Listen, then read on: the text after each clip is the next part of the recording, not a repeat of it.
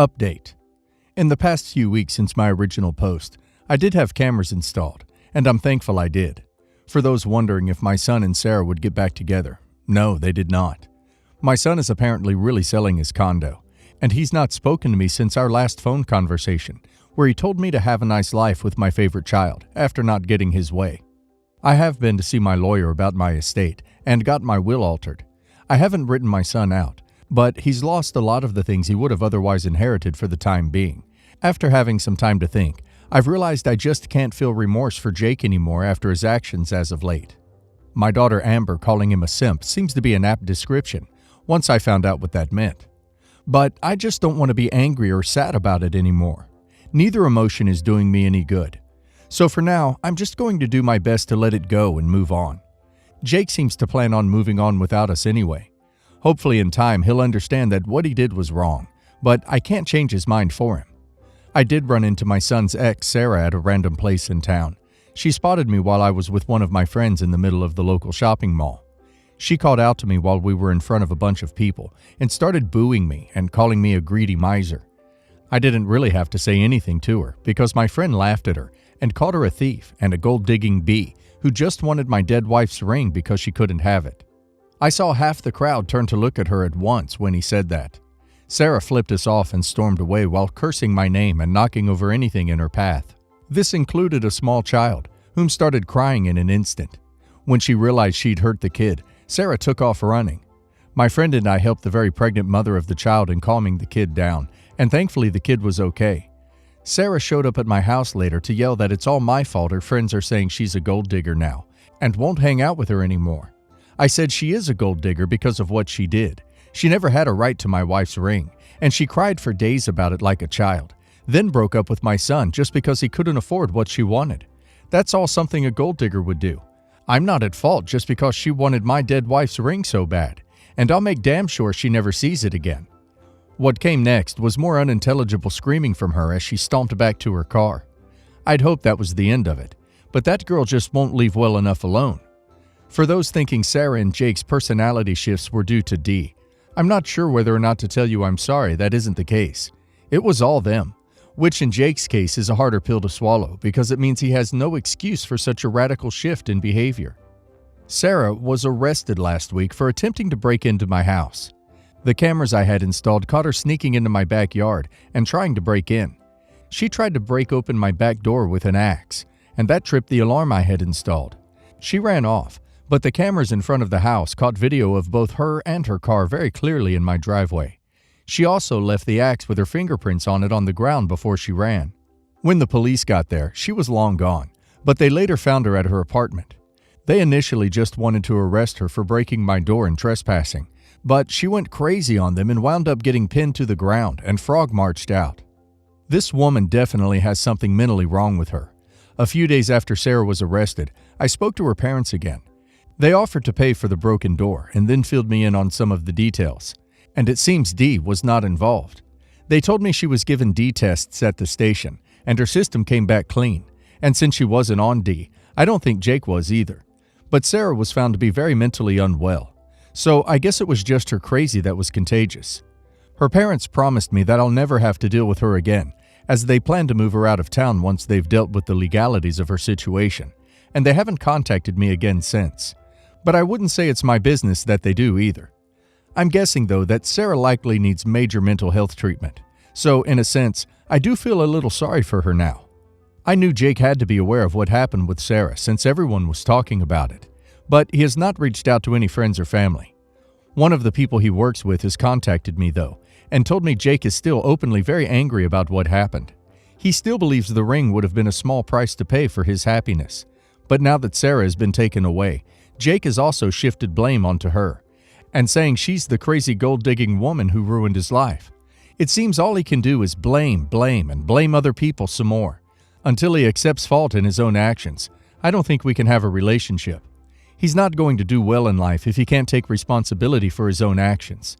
I just hope that some time alone wherever he chooses to go will help to mellow him out and understand where he went wrong. I'm glad that you have been able to deal as positively as possible with this situation. In my opinion, you are 100% correct that your son is responsible for his attitude and how he lives his life. If he decides to deal with the truth at some point and fix things, great. Else he gets to lead the life he has chosen. The home security system is a great investment, as will be a secure safe. If your daughter does not have a security system, that might be something she considers investing in. Jake is just an immature child that is blind because of love. I don't know if he has a lot of experience in relationships. Maybe he thinks this is how love is. Not an excuse for his actions. Just give him time and space. Try again later to contact him. Maybe you can trust him again in the future. My grandpa died 2 months ago, and my grandma died 10 years before him, and my mom a year before her, meaning that the only two beneficiaries in the trust were me and my uncle. However, after my grandma died, Grandpa started hanging around with this terribly unpleasant woman, Kay from now on, who lived in the trailer park not far from his house. The entire family had a venomous hatred for her, but tolerated her as she was Grandpa's guest to family occasions. Note that she was never invited. She simply showed up, and she had quite the reputation for starting fights with family members, such as lying about my uncles to garner sympathy, and even going so far as to insult my late mother to my face on one unfortunate Christmas. It was hard to say anything against her, as we all felt guilty since Grandpa was a lonely old man who was introverted in the first place and had lost his outgoing wife. At least we reasoned Kay gave him a reason to wake up in the morning. That said, it was impossible not to notice the disgusting amount of money he was lavishing on Kay. Clothes shopping every week, a brand new car, a new tough shed for her trailer, expensive Vegas shows, and even LASIK eye surgery. No one said anything since that was his pension money and he could do with it what he wanted. But my uncle, one 4th of July, found a pamphlet about getting a trust altered on his desk. He flipped, said that he objects, said that objects and money in the trust were also Grandma's and that he had no place to let Kay into that. Grandpa immediately conceded and threw out the pamphlet. It made everyone hate Kay more. Eventually, my grandpa fell sick to the illness he'd never recover from. I'll never forget. Kay came into the hospital and complained that he had better get out of the hospital soon since she had some bills hitting soon and she didn't know what to do. I know it sounds too outlandish, but I swear to God, that's what she said. Uncle screamed at her to leave. Later I went to talk to Grandpa, and he told me about a safe with a stash of money that he had been squirreling away for Kay for after he passes. He gives me the code and asks me to give it to her. He died the next day. Kay didn't come to the funeral. After the funeral arrangements were all settled, I went to the safe and opened it. There were thousands in there. Floored and a little insulted, I just closed the safe and didn't touch it. As I was closing out his credit card and bank, I was horrified. There was way more money spent on Kay than any of us had ever speculated in the past. I was furious. That woman had milked my poor lonely grandpa for every red cent she could manage. So much so that she felt entitled to it apparently. It makes my blood boil to even think about letting this harpy get one last payday off my grandpa, and I think it'd be much better served on a good charity. But on the other hand, it was his wish for me to give her that money. How can I go against that? Which choice would make me the bigger a-hole? Not the a-hole. It wasn't in a will. Personally, I wouldn't even bother with the charity. Share it out to family that could use it. Anyone in your extended family struggling or has a baby on the way? It still constitutes an oral trust where OP is the trustee and K is the beneficiary. K could technically sue OP for breach of fiduciary duty if she discovered this. Objectively, you're the a-hole. It's your grandpa's will and his choice. You could get a lawyer to try to contest it, but it seems like your grandpa was pretty sound when he made the decisions. That being said, if everything you said were true and unbiased, then in my personal opinion, I'd say so what if it makes you an a-hole? Give it to charity and know that money has gone to a good cause. Not the a-hole, but also everyone sucks here. It's a very tough choice. If the money was from the trust, which had your grandma's inheritance and your mother's as well, then definitely not. If there were no legal document entitling her to the money, possibly not the a-hole. Since you're not fulfilling your grandpa's wishes, you are being the a-hole, but it does sound like Kay was manipulating him. You're donating it to charity, which is good, and she didn't turn up to the funeral or anything, so I think probably not the a-hole overall. Background. My Uncle Kay wasn't around much when I was young, only when my mother and I moved back to my hometown in 2006. He always had a drinking problem and some other health problems. He served a few years in Iraq, and when he returned, His PTSD was so debilitating, he drank himself to death in 2014. When I began to regularly visit, I asked my mom if Kay had any children of his own. She was uncomfortable, but told me that he might have a child somewhere. Fast forward to 2019. The 5-year anniversary of Kay's death is coming up. Mom and I were outside talking about Kay and trauma and all this emotional stuff when I remembered her confession from 12 years ago. So I asked her if she knew anything about his illegitimate child. She told me everything. Kay's only friend was C, who'd recently married T. They had been trying for a child with no success. Not sure how it happened, but T and Kay were alone one night and wound up sleeping together. Shortly after, she was pregnant. Unsure of who the father was, C, T, and Kay all agreed that the best option was for C and T to raise the baby. The last time he saw them was the day after T gave birth.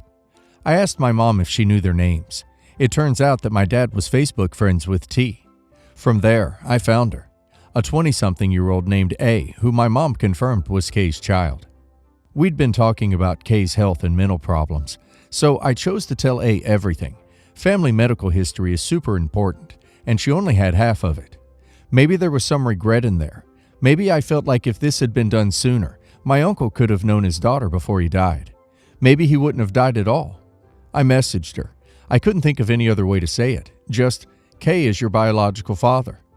Amazingly, she didn't block me and instead asked for proof. I pulled out some old photo albums, and sure enough, we had actual photos of A being born. It didn't prove paternity, but it proved my family was in the delivery room. A messaged me back to say T had told her everything.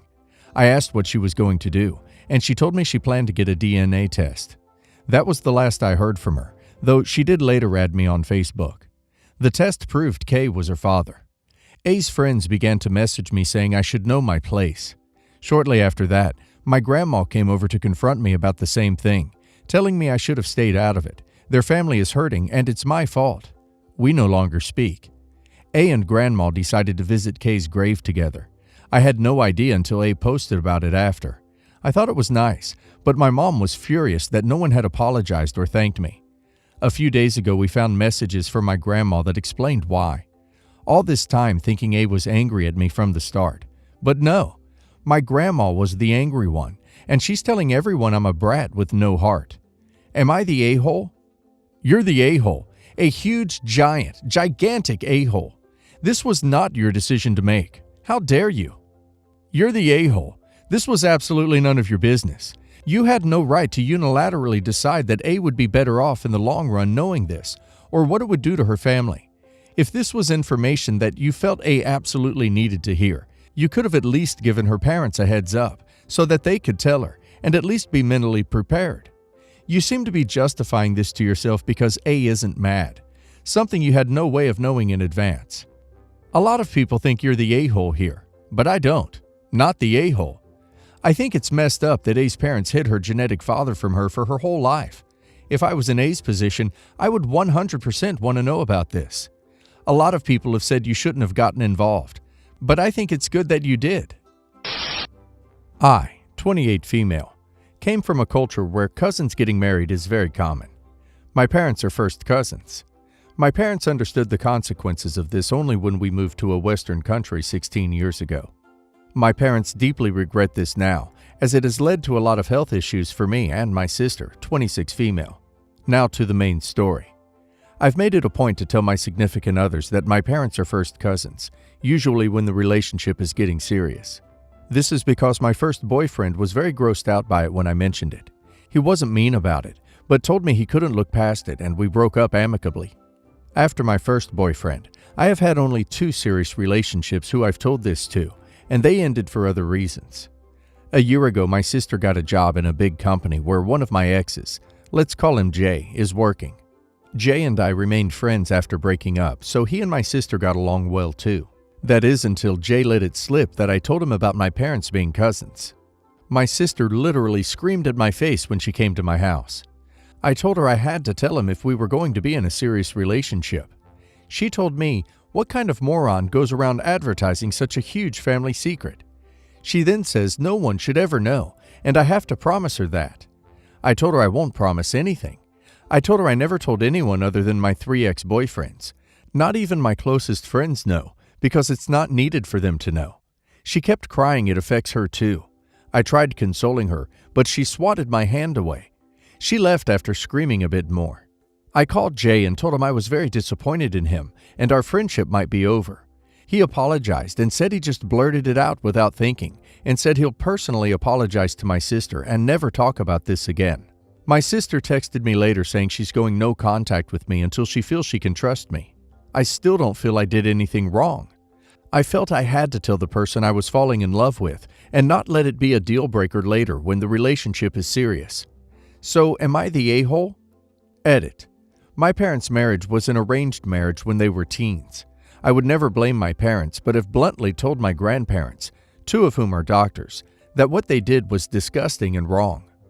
Not the a-hole. I believe it is necessary to disclose if the relationship is becoming serious, to the point that children are considered. As you have had health issues because of this, it is important that your partner knows this information as well. Your sister does not have a right to be upset with you. It is your decision to make as much as it is hers whether to tell people. I will say this, make sure the relationship is becoming serious, i.e., starting a family, marriage, before letting them know, as it is a family secret. Not the a-hole. It was your secret to tell too. You were right to be transparent to a potential husband about the issue, as there are health ramifications should you have children. Your sister can handle the matter her way. You have a right to handle it yours. Not the a-hole. You only told people that had a genuine reason to know, i.e., people you may one day have a child with. You did not betray your sister, and she isn't thinking clearly if she believes you did.